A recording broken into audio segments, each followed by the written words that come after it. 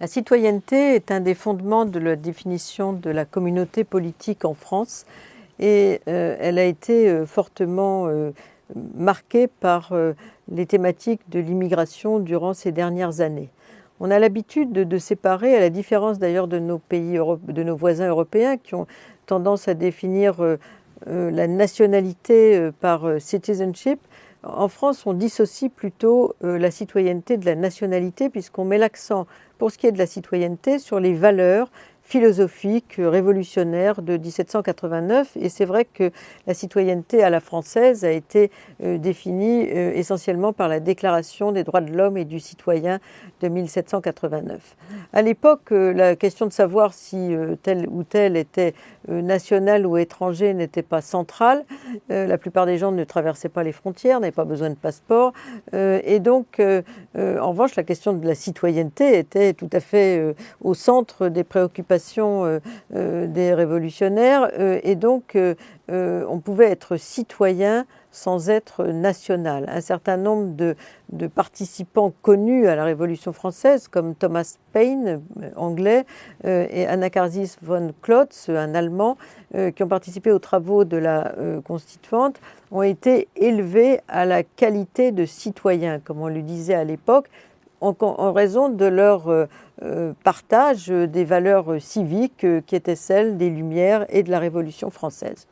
On a, en revanche, pendant la Commune, on a retrouvé aussi un certain nombre de cas d'étrangers qui ont été citoyens, qui ont été faits citoyens parce qu'ils avaient participé à la Commune de 1870. Et en revanche, pendant cette période, on a eu aussi beaucoup de cas de nationaux qui n'étaient pas citoyens ou qui l'étaient de façon limitée, puisque d'une part, des catégories bien précises étaient exclues du vote.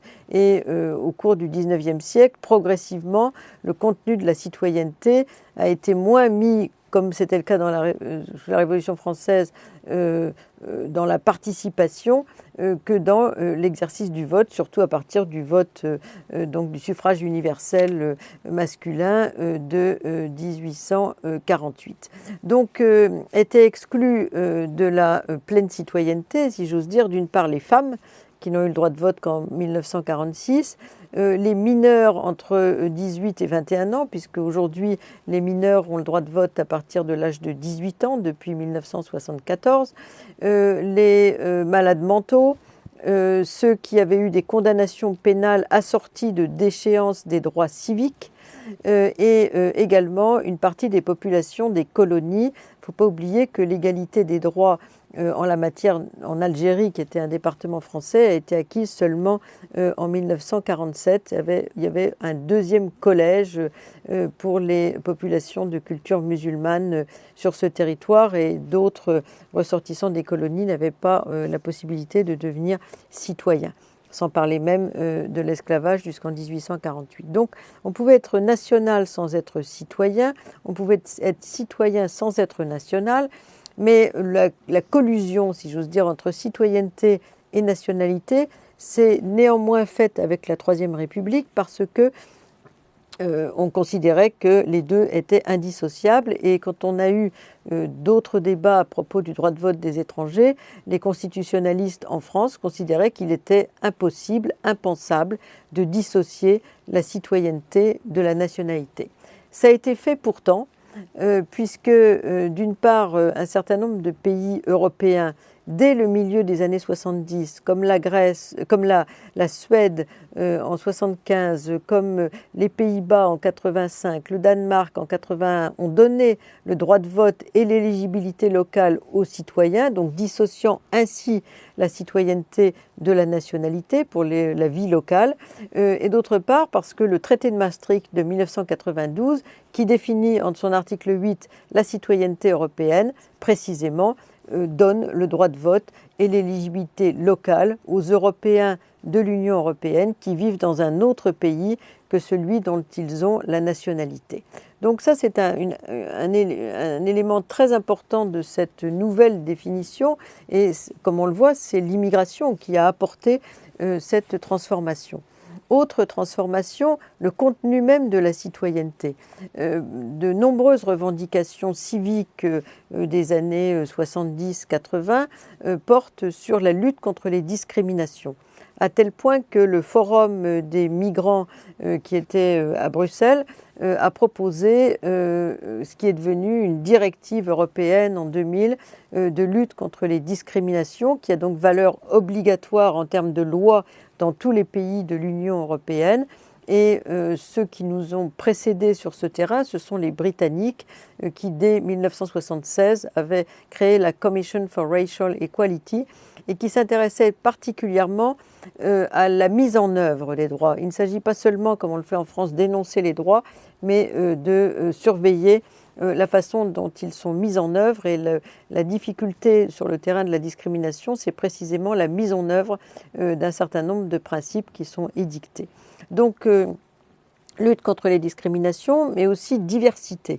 La notion de diversité a été introduite progressivement dans le contenu de la citoyenneté dans les pays européens, d'une part par un certain nombre de revendications et de manifestations culturelles portées par l'immigration. Et aujourd'hui, on parle d'Europe de la diversité. L'Europe a même célébré cette notion de diversité culturelle de façon tout à fait officielle en 2008, en mettant l'accent à la fois sur la diversité culturelle des pays européens, mais aussi sur la diversité interne de ces différents pays, en montrant que l'immigration faisait partie aussi de cette notion et contribuait à la définition de ce que sont les Européens aujourd'hui. Et donc la diversité aujourd'hui se décline avec la citoyenneté. Il est difficile de se définir entreprise citoyenne, publique ou privée, si on ne met pas en avant la diversité des recrutements, la diversité des personnes qui en font partie, etc. Et donc aujourd'hui, c'est une valeur à part entière de la citoyenneté moderne. De même, la question de la mobilité. Le fait que le traité de Maastricht de 1992 mette l'accent sur les droits du citoyen européen et pour l'essentiel sur la liberté de circulation, de travail et d'installation, et quelques autres droits qui sont s'adresser aux médiateurs européens ou alors s'adresser à la Cour européenne de justice de l'Union européenne ou se faire représenter dans un autre État que le sien si à l'étranger son propre État n'est pas présent, n'a pas d'ambassade. Eh bien, ces droits sont liés à la mobilité. Donc la mobilité fait partie des nouvelles valeurs aussi de cette citoyenneté moderne. Donc on est très loin de la définition très autochtone de la citoyenneté-nationalité de la Troisième République. Et aujourd'hui, c'est grâce à l'immigration très largement que le contenu à la fois juridique et philosophique de la citoyenneté s'est transformé.